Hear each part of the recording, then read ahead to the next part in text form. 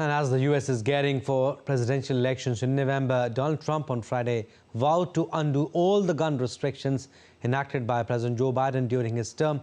Meanwhile, US Vice President Kamala Harris defended Biden in response to a critical report and called it politically motivated. Here's a detailed report by DD India's Faiz Khan. As the US presidential poll campaign heats up, Democrats and Republicans are leaving no stones unturned to woo the voters by their promises. Former US President Donald Trump said that if re-elected, he would reverse all the gun restrictions enacted by US President Joe Biden.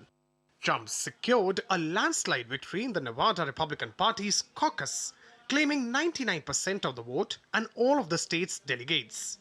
I just want to really thank the great people of Nevada,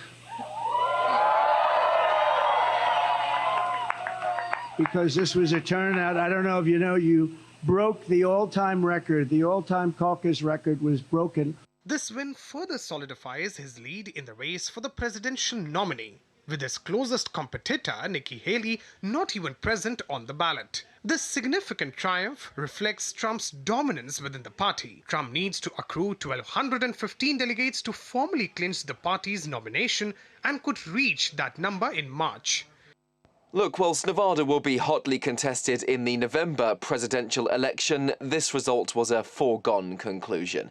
The only other person facing off against Donald Trump was Pastor Ryan Binkley, Trump's closest serious challenger. Former United Nations ambassador and former South Carolina Governor Nikki Haley had opted not to take part in the Nevada caucus, claiming it had been rigged for Trump.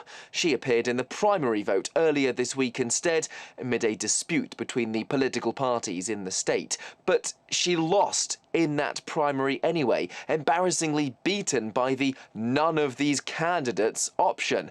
Pledging to prevent what she calls a coronation, Haley's vowed to continue competing, despite coming second to Trump in votes in Iowa and New Hampshire, outcomes which set him on course to becoming the Republican Party's presumptive nominee for the presidency. US Vice President Kamala Harris defended President Joe Biden in response to a critical report and called it politically motivated. She highlighted Biden's proactive leadership during intense moments such as the October 7th attack on Israel last year.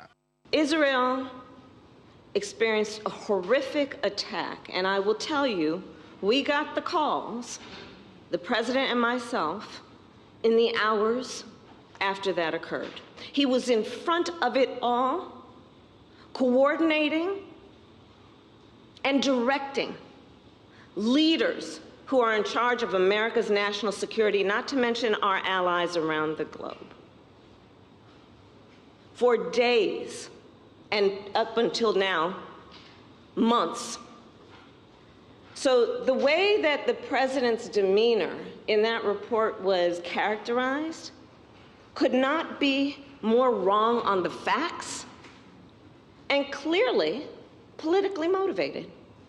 Meanwhile, a prosecutor said that President Joe Biden will not face charges for knowingly taking classified documents when he left the vice presidency in 2017. Special counsel Robert Hur said in a report that he opted against bringing criminal charges following a 15-month probe because Biden cooperated and would be difficult to convict, describing him as a quote-unquote well-meaning elderly man with a poor memory.